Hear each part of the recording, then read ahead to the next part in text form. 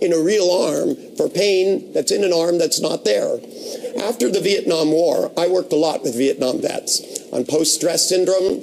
I mean, I had some of them that had lampshades on their head with a broom in the middle of the night going from garden to garden. I had one guy that would lock himself in the bathroom and drag knives through the door, screaming in the middle of the night, and he wasn't qualified to go to the Veterans Hospital. I can't imagine what you had to do, but when he went there and said, I'm reliving going from garden to garden. I had one guy that would lock himself in the bathroom in Vietnam. I'm back in the jungles. It's bombs going off. And they said, well, I'm sorry, we're full. You'll have to go home. But if you could come back in 3 months, we may have a bed for you. Some things just don't wait. And to me, treating phantom limb pain with drugs is not the right approach. What you need to use is a hallucinated deal with hallucinated drugs. See, I used to give people placebos. That was empty gelatin capsules. And the AMA said that that was not good because I was practicing medicine. And I wasn't really. I was practicing voodoo. Because I didn't have real medicine in them. I had voodoo medicine in them. And when I said that to this doctor who was trying to chide me and say, you shouldn't be doing this. You're taking away people's pain without a medical license. How dare you? And I said, yes, but I'm not taking away real pain. I'm taking away imaginary pain. And I have a big imagination. I have enough that I can imagine no pain.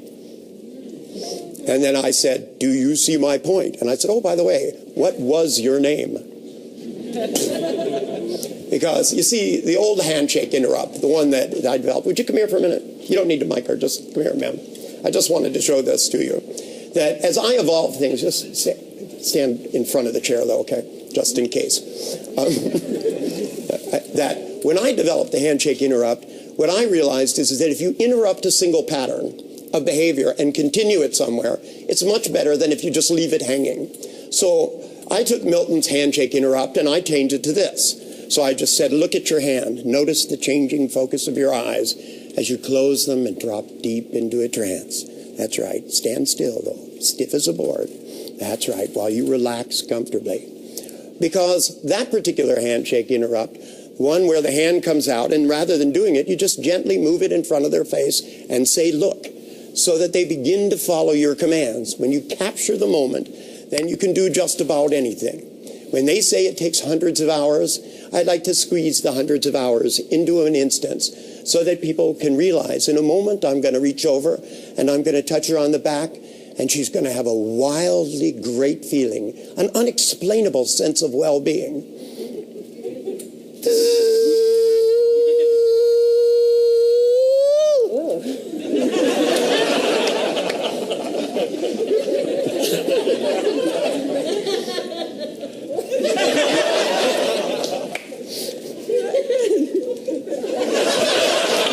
It's never enough, is it?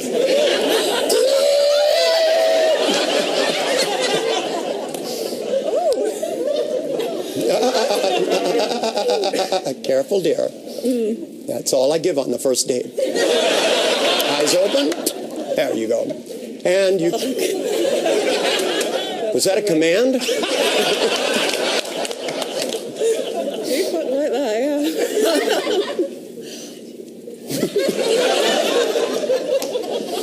Oh, gosh. Yeah. Don't do that. I love the way she said that. Don't do that. That's okay. I just was going to say you could go sit back down now.